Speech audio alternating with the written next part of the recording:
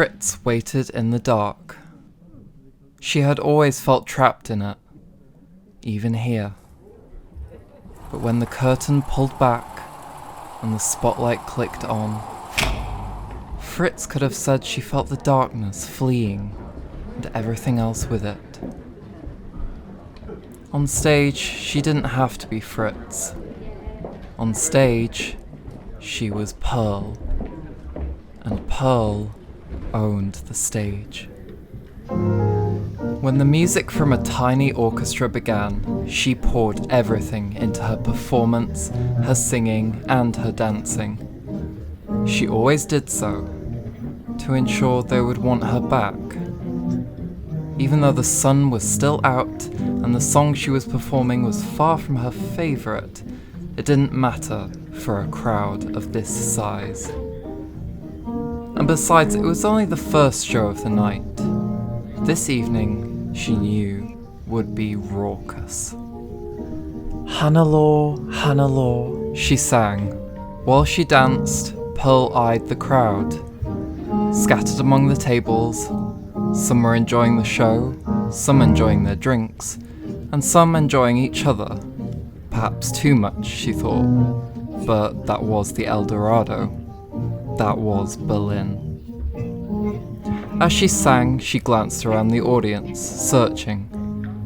The Eldorado's lavish decor gave the club a distinct energy.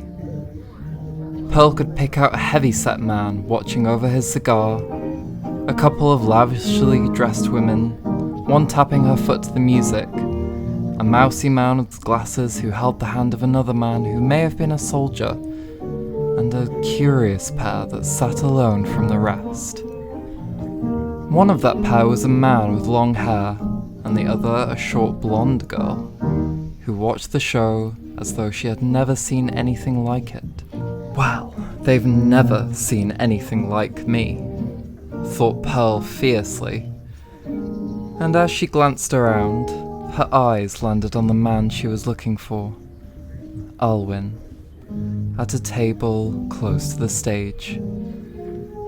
He smiled at her, and Pearl felt another surge of determination.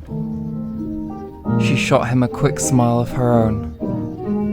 It was a smile that looked like the rising sun, bright and young.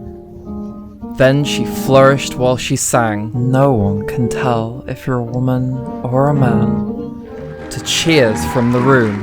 "Hannelore, Hannelore, pretty girl from Hallish Tor." Kicking at the end of the song, she gave a short bow to the applause and inhaled before her next song. The pair in the audience, who sat in a booth near the back of the room alone, took the performance in. "Hannelore," mused the man with the dark hair and a green velvet coat. "A Claire Waldorf classic. You know, I've always wanted to hear that live." He paused. "Well, maybe not a classic. It is 1930. That song's only a few years old by now, I think. And it's not Claire singing, but still." His ramble trailed off. His mind was elsewhere. He had a faraway, troubled look, and seemed almost as though he was on the verge of leaving. "Doctor," said the blonde girl, staring around the club with wide eyes. "I know you said it was, well, extravagant. I didn't think it'd be quite so... She raised her eyebrows when, on stage, Pearl made a very evocative gesture. "Gaudy." "It's drag, Charlie. It's not just drag. It's the Eldorado. Gaudy is often the point." The doctor was studying a round device in his hand, attached to his sonic screwdriver. On it, a small blue light flashed slowly. The doctor looked up, eyeing the others in the room. "It's nearly calibrated. We're close. Whoever's threatening the web of time is with us in the room right now." He glanced at Charlie, who was giving him an arched eyebrow, and he cleared his throat. "And it's nothing to do with you or the R101, I told you." Satisfied, Charlie nodded. Then she frowned. "Drag?" she asked. You said cabaret before. What's drag when it's at home then? The doctor indicated the stage. "Cabaret can incorporate drag," he said, absent-mindedly. And this is... Pearl began to dance quite revealingly. Well, the soul of it's there. He was looking around the room, eyeing every potential anachronism while he explained. Drag is an art form, Charlie, and the subject of the art is gender.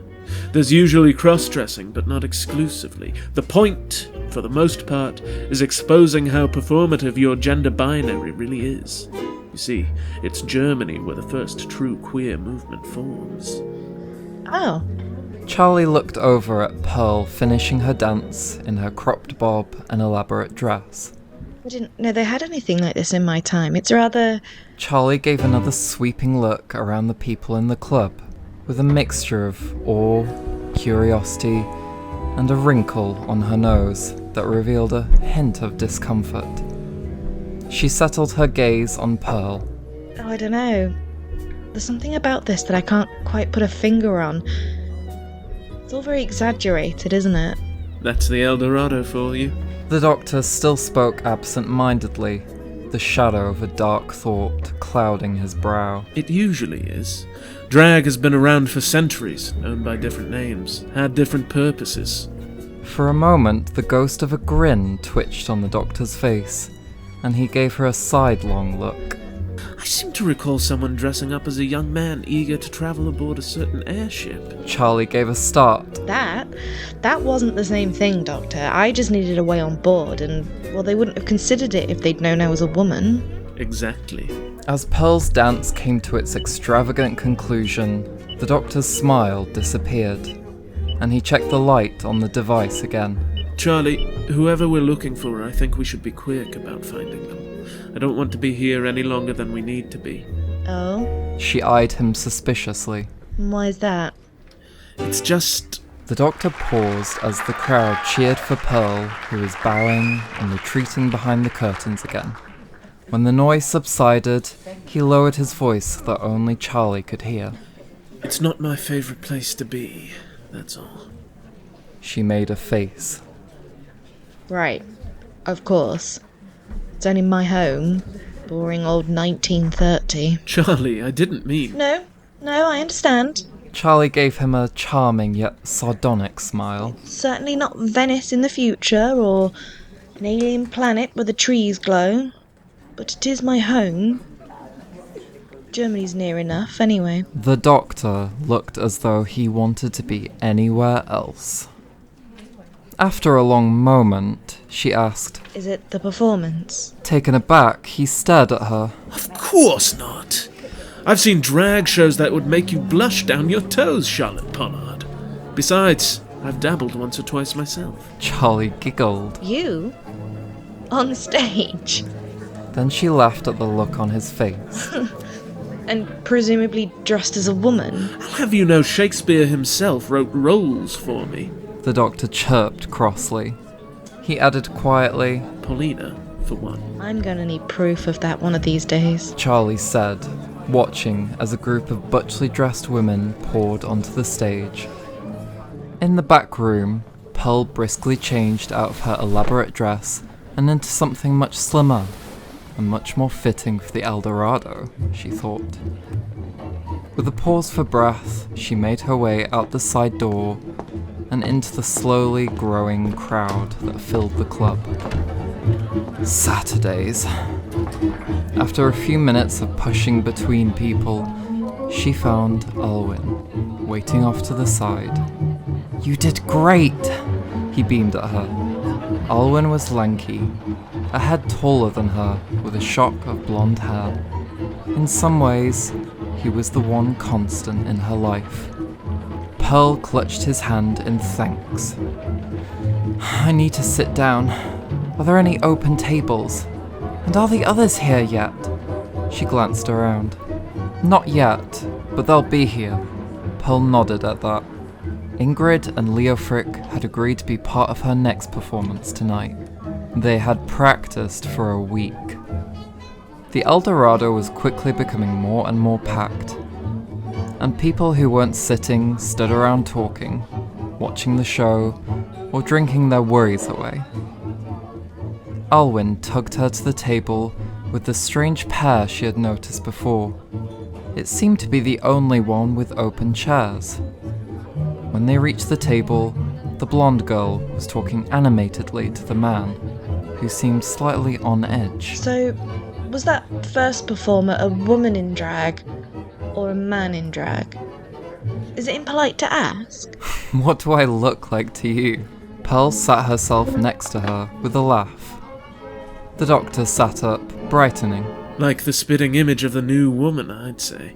It was true. In her current outfit, she resembled the illustrations of the women on posters that littered the building. You're called Pearl, aren't you? You're a magnificent performer. Marlene Dietrich herself couldn't have done better.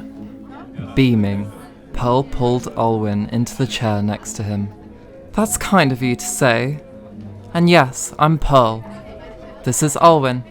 She nudged him affectionately. I go where she goes, he said with a nod at her. Delighted to meet you both. I'm the doctor and this is Charlie. Charlie gave them both a bright smile, though she was obviously shocked at their sudden appearance. Nice to meet you. Are you two tourists? Asked Alwyn. Whatever makes you say that? Replied Charlie quickly. Pearl shrugged. We get a lot of tourists in the Eldorado. Both of them. And if you don't mind me saying, you don't look like you're from around here. Leaning back and glancing at something in his hand, the doctor said, We're not, although I'm from further afield than Charlie is. His mood seemed to darken. How far? Pearl inquired eagerly. England. Said Charlie. She gave Pearl a peculiar look. And are you from Berlin or further afield? Pearl sighed. I was born here, but if I could afford it, I would love to travel and see the world. She looked at Alwyn. Alwyn's brother is always saying we can go stay with him in England if things don't work out here. But that feels like giving up on all this. She looked at the dancers on stage with a half smile. And anyway, everybody knows Berlin's for people like us. At that, the doctor glanced around, then leaned in, looking intently at her. If you want my advice, Pearl, I'd say get out of here. In fact, I think that would be your best option. See new places, meet more people, more of us. He smiled. There are always more of us, and they're all over the world, not just in the clubs of Berlin. Trust me when I tell you, Pearl, you really should go out and explore. Just then, the group of dancers on stage finished their performance to abrupt and overpowering applause. A stout man took the stage, shouting a couple of obscene jokes into the audience, and Pearl leaned back, trying to find two people. Alwyn, she said quietly. I've got to be back up there in an hour. Do you see them anywhere? Alwyn grimaced and stood up. I'll see if I can find them. He nodded at the others before swiftly leaving the table, nearly knocking over a lad in a frock dress. What's wrong? Charlie asked. Exhaling, Pearl rested her chin in her hands, elbows on the table. I have two friends who should be here. They're going to be part of my next performance. For a minute they sat in the quiet, with Pearl craning her neck this way and that, trying to find her friends. After a while, she muttered to herself, if they don't show up, I might have to drop out. I won't get paid if I... She trailed off, when suddenly a large man loomed, and the sound of a gruff voice wafted over them. Pearl! Meeting the people, I see. He was a tall, mustached man. He reached their table and smiled at them each in turn. Pearl's an incredible talent. I was lucky to find her. Herr Konieczny, exclaimed Pearl. The man smiled. Ready for tonight? He asked smoothly. Oh, absolutely, Pearl replied shakily. Dr. Charlie, this is Ludwig Konieczny, the owner of both Eldorados. Delighted. Charlie stammered, and the doctor nodded at him with a smile. Say, Pearl, said Ludwig, You've done so well here. I have a proposition for you to join us long term. Pearl gaped at him. Long term? At the Eldorado? Any performer, especially her age, would jump at the chance. That could set her up for life, if she was lucky. She gulped a breath. What do you mean? Ludwig smiled. We're closing this location soon, and moving everything to the Eldorado on Mottstrasse. You know, on the corner. Would you be willing to work for us permanently? I'd be honored, stammered Pearl breathlessly. The Mottstrasse location was, if you could believe it, even more popular than this one.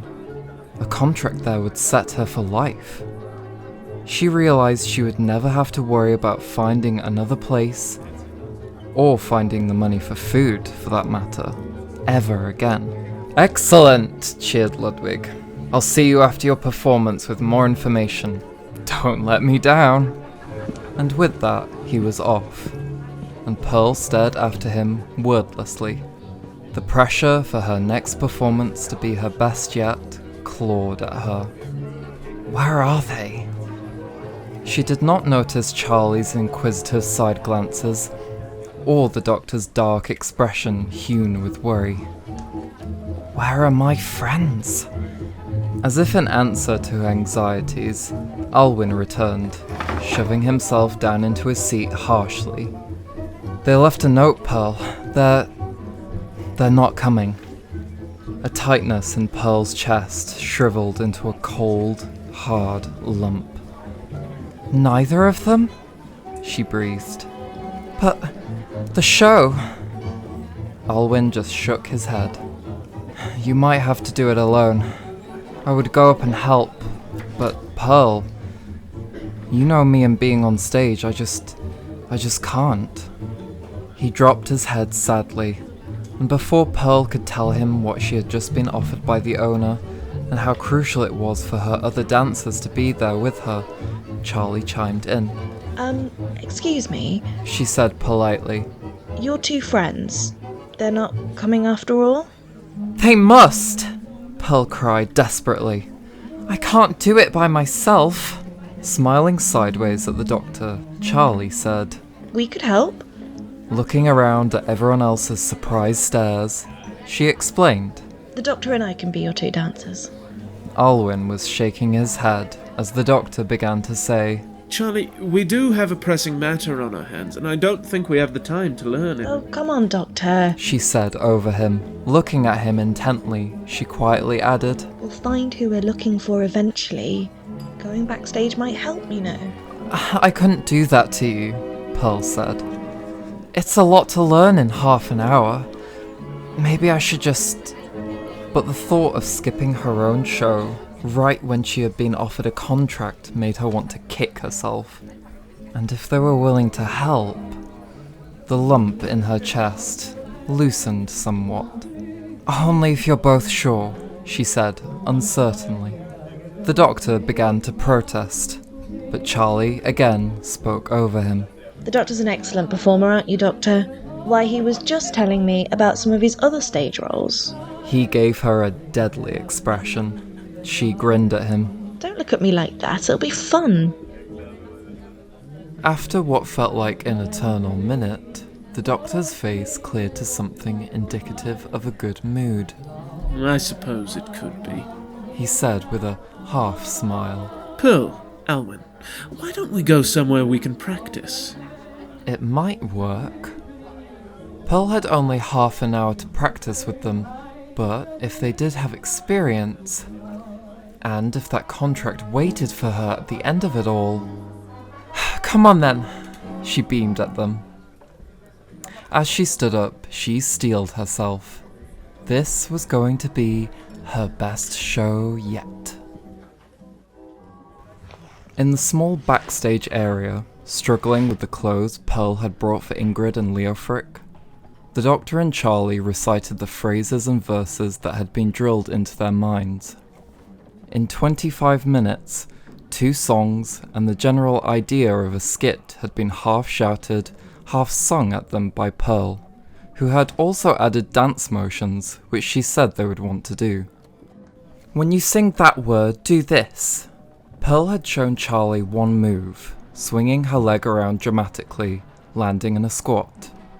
Charlie had frowned at the motion. Must I really do that in a suit? Would a man really? She had cut off at the look on Pearl's face. Listen up, Simon, Pearl had barked, because when you're on stage, you're Simon. Don't be so held up on what's ladylike, or manly, or whatever. You're not dressing up as a polite little boy today. This is the Eldorado. You're a clubber, a warm brother, a rowdy, decadent attention hog. Take all of your hold-ups and get rid of them. The furious look on her face made Charlie nod vigorously. Rowdy. Charlie repeated, mostly to herself. Not ladylike, or that manly. Then, Warm brother. she had muttered. But soon enough, Pearl made them start one of the songs from the top, and her inhibitions had gone from her mind. Any minute now, they were going to be called to the stage. The practice ran through their heads over and over again. When Pearl had left to get a drink of water, Charlie began to feel the inhibitions creeping back up on her. She fidgeted with the white bow tie on the tux she had put on too quickly. Is the top hat too much? She adjusted it with one hand, her other hand clutching a cane. Grinning, the doctor shook his head. He wore a slim black dress that scandalously revealed his shoulders, with makeup on his face that had hastily been thrown on by a frustrated Pearl, while Charlie had suppressed violent giggles. Now, checking his reflection in a small mirror, the doctor chuckled. I think the top hat brings it all together. The real question is whether or not we're any closer to finding who we're looking for. He revealed the small scanning device in his hand. The blue light was flashing at a slightly faster pace than before. He shoved it in a pile of his regular clothes on a table. It should be fully calibrated when we're done. I think we've already found her. Whispered Charlie quickly. Doctor, I think Pearl is the alien. Glancing sharply around them, the doctor made sure nobody was listening. Charlie, what on earth makes you say that? Well, that light is blinking faster for one thing, and for another... She lowered her voice even further, conspiratorially. You said whoever's disturbing the timeline could have been here for months. Pearl knows only a handful of people as far as I can see. The doctor was shaking his head. She's named 3 friends and we even met one. Charlie pressed. And by all accounts, she doesn't have a home. But she lives with Alwyn. Tried the doctor, but Charlie persisted. She's not mentioned any family. Charlie, we've talked to her for little more than an hour. You can't expect to... He stopped dead as soon as Pearl found them again, grabbing Charlie by the arm. Her dress matched the doctor's, except for a pearl necklace and a white feather scarf. Ready? Pearl asked them. Alwyn appeared behind her. In the chaos of their practice, she had told him about the offer Ludwig had made earlier. He grinned at her excitedly. You'll do amazing, all of you. He squeezed Pearl's shoulder, adding, when you nail it up there, you'll be able to perform forever. And we can finally make a real life here. He gave her a swift kiss on the cheek, before waving and stepping out. Pearl smiled after him, not noticing the dark shock that appeared and lingered over the doctor's face. Then she pulled on Charlie's arm. It's time, she cried, leading them up small stairs onto the wooden stage, and then to their places behind the curtain, the doctor on the left, Charlie in the middle, and Pearl on the right, who took a couple of breaths, muttering, It's going to work out. We can do this. They each braced themselves. Waiting in the dark felt like an eternity. The low rumble of the busy crowd outside was muffled by the heavy curtain. They waited, until finally a muffled voice called for them. The curtains pulled aside and spotlights burned into the 3 performers. Music was starting to sound.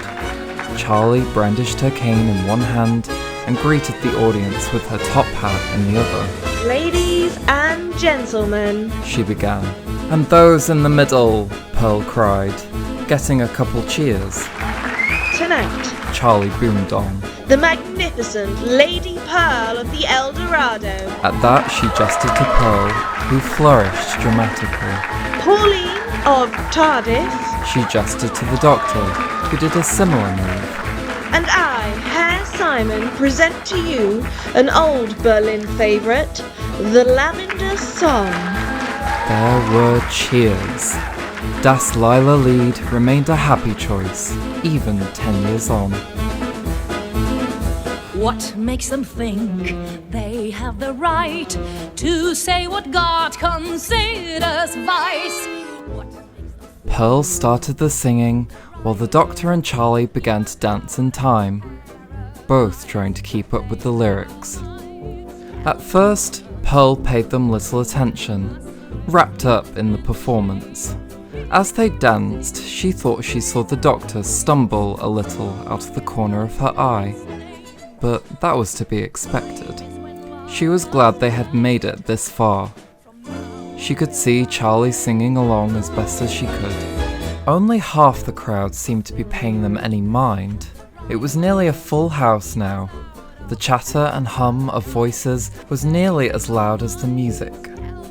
Some of those watching nodded or clapped, or even sang along.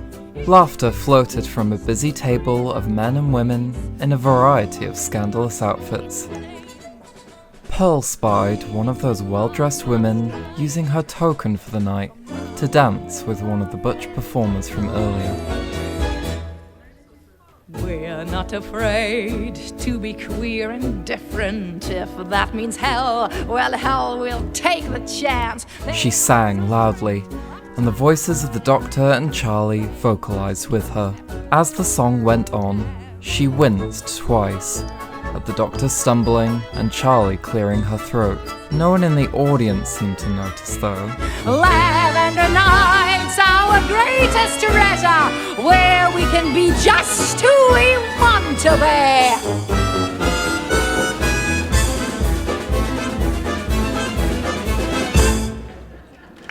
The crowd applauded after the Lavender song reached its end, and more heads turned their way as Charlie cleared her throat to announce the second song.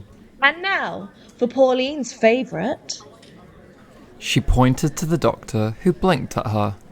He gave a start. Yes, He glanced around quickly, stumbling over his words. Charlie stared at him for a second, mouthing the song at him, and the Doctor nodded. Masculinum, femininum. He called loudly. It wasn't how they planned to announce the song, but his added wink brought in the right cheers. After his stumble, more people had turned to watch. That made Pearl nervous. But she reminded herself of the contract.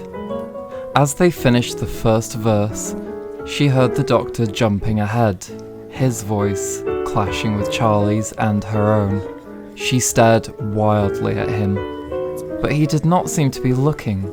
He was grinning into the crowd while he sang, and the bewildered audience watched as Charlie inched over to him and elbowed him in the ribs, not subtly.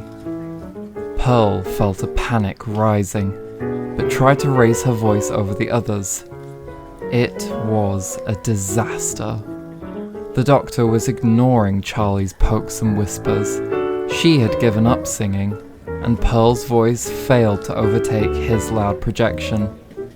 Then, when Pearl tried to sing the verses the Doctor had jumped to, he suddenly switched to the verses he had skipped. Pearl trailed off, watching the Doctor finish in disbelief. The entire Eldorado had stopped to watch the disaster. Pearl looked around, passing over Alwyn's heartbreakingly white-faced look, and her gaze finally landed on Ludwig Konieczny. His stone-faced gaze bore into her. It wasn't me, she thought desperately, before abruptly realizing The club was silent. Oh, my 2 dears. Charlie dramatically began the skit hopefully, but Ludwig clapped loudly over her voice. "Good show!" he shouted sardonically. "Time for our next singer, I think."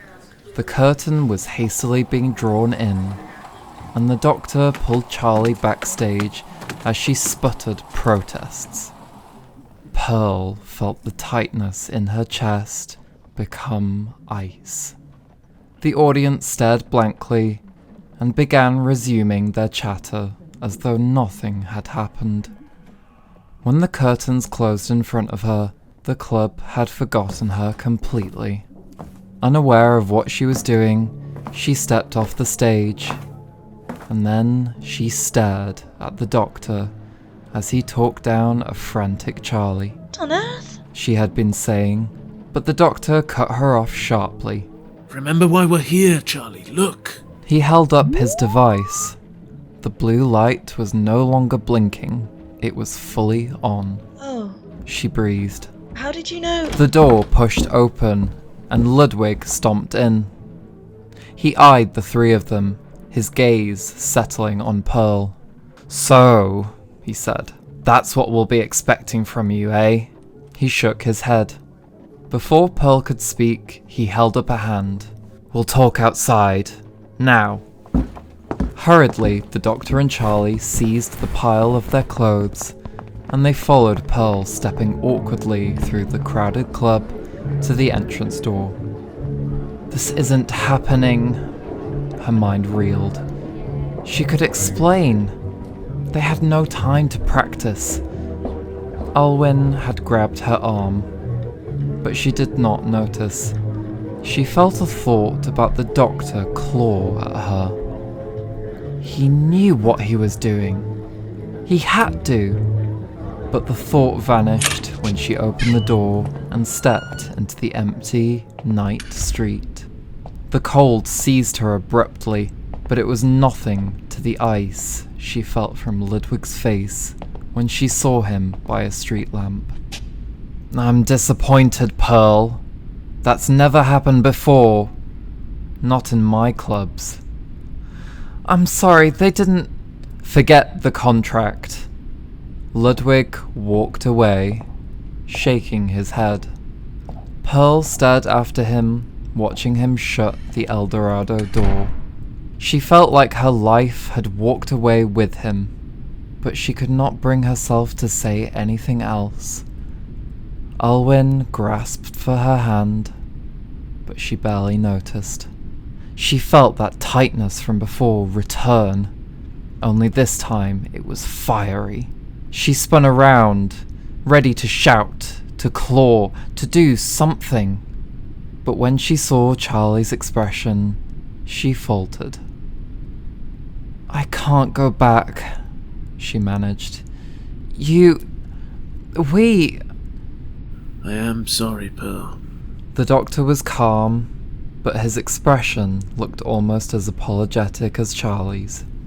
"I truly am." I really thought we could help. Charlie tried. Pearl felt her shoulders slump. "I know, it's not your fault.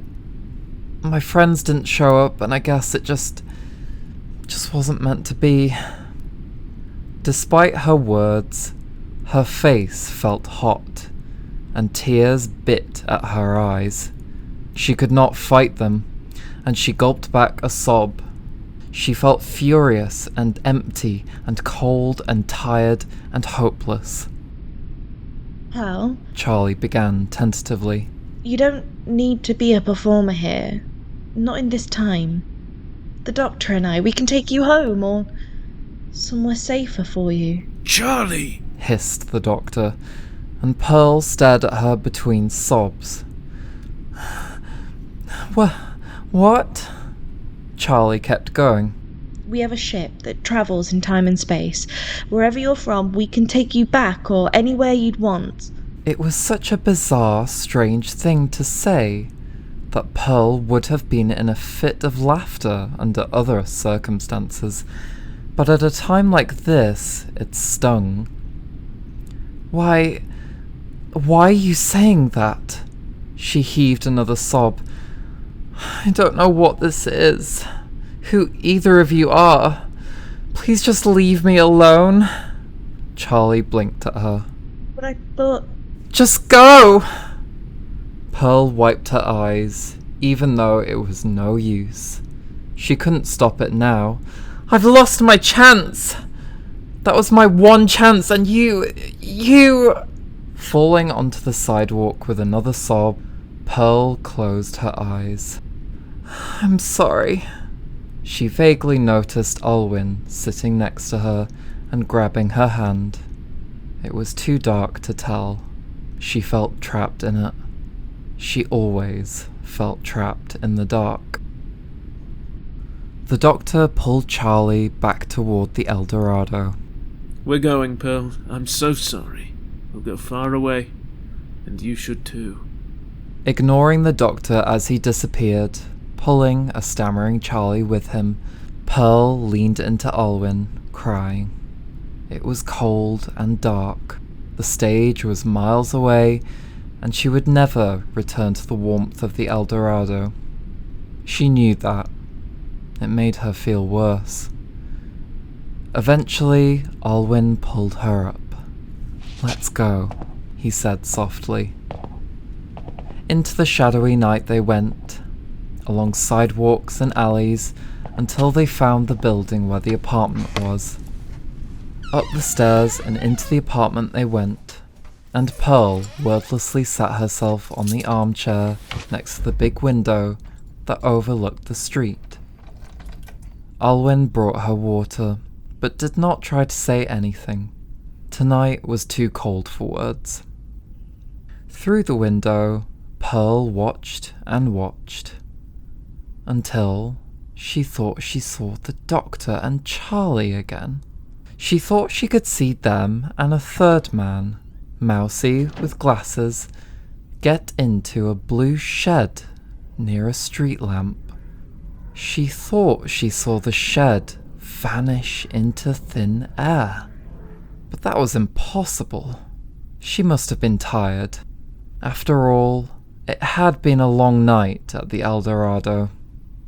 Something she would never experience ever again. 33 years later, and far away, Pearl was sitting on another armchair in another apartment. The memories of the Eldorado sometimes returned to her, like driftwood washing ashore, but it was all so long ago. Her window overlooked a London street, and this morning she noticed there was a police box across the road. It must have been added recently, since she swore it had not been there on Monday morning. Something about it nagged at her mind, but she paid it no heed while she sipped her tea, reading her book, Orlando by Virginia Woolf. It had been a gift from Lough. A knock at the door made her set down the book with a wrinkled hand. She wondered who it could be. Not the postman, surely. It was too early for that. When she opened the door, she found herself staring at a man with long dark hair and a green velvet coat, standing next to a blonde girl. The thing that had been nagging her suddenly clicked into place. You, she breathed. You look like... You can't be. Hello, Pearl. Smiled the doctor. It's been a long time, hasn't it? She looked them both up and down. This isn't possible. You're exactly the same. I must be dreaming. Or dead, she added as an afterthought. My age, it's possible. You're wonderfully alive, said the doctor. May we come in? Pearl did not know why she said yes, nor why she offered them tea. The green couch is the better one, she told them as she readied the kettle. Before long they were all in the living room, Pearl looking at them warily. Are you... what, angels? She asked them finally. She wasn't a religious woman, but she had nothing else to guess. Time travellers. Charlie smiled sadly. I don't know how much you remember, but... I remember clearly, Pearl interrupted. She looked from one to the other. Time travel at least explained their appearance here, and she was not so close-minded to deny the evidence of her own eyes, old as they may be. You ruined my life in Berlin. Oh, there were other clubs, but it wasn't the same. I left the country only a year after you two appeared. It was strange. Her memories of that night were flooding in. If I had signed that contract, I would have never left Germany. You... She narrowed her eyes at them. You knew that, didn't you? You knew what would happen. The doctor sighed. I knew what would happen to the clubs, and to the country, but I didn't know what would happen to you. I hoped you would survive. I really was trying to help. Pearl exhaled. If you knew what was going to happen in Germany, why didn't you stop it? The war. All of it. You could have told people. Saved people. Would you have believed me if I told you? The doctor said quietly. After a long moment, Pearl admitted she would not have believed him. Charlie took her hand. He did save someone, Pearl. He saved you. It took longer for Pearl to admit that, but she glanced at her old hand in Charlie's soft hold. Really stupid way of saving, if you ask me. Her aged gaze met the doctor's older eyes. But I suppose it worked. 2 lives. Better than nothing. That's all anyone could ask for back then. Better than nothing. 2? Mused the doctor. Alwyn made it out then. Is he here? Alwyn's gone, Pearl said. Oh, Pearl, I'm sorry. Charlie said. It must be so awful living alone. She trailed off, bewildered at Pearl's chuckling, before she smiled at them both. She's not dead. She's shopping. And she's called Frida now. Pearl took a thoughtful drink of her tea. I think I rubbed off on her. She was always the impressionable one. But nobody knows. Not yet. She gave a searching look at the doctor. Will it get easier for us? He leaned back on the green couch. It will. But the fight isn't easy or short. You come from the first ever true queer movement in modern history, Pearl. And the ones to follow may look different, but they resurrect the spirit of your time. The fear of that persecution you narrowly avoided persists, but oppression can never last forever. The next few decades will see some of the most important moments in history for people like you, and people like me. Campton, Stonewall, moments in time that echo across human history forever. The doctor took Pearl's other hand and smiled. And even though this struggle reinvents how Western society understands gender and sexuality, it doesn't change the fact that you have always been here, in every generation, for all time. Ancient traditions and mythologies play with tales of cross-dressing and androgyny. Many indigenous tribes did not adhere to a gender binary, and in South Asia, hydras have existed for centuries.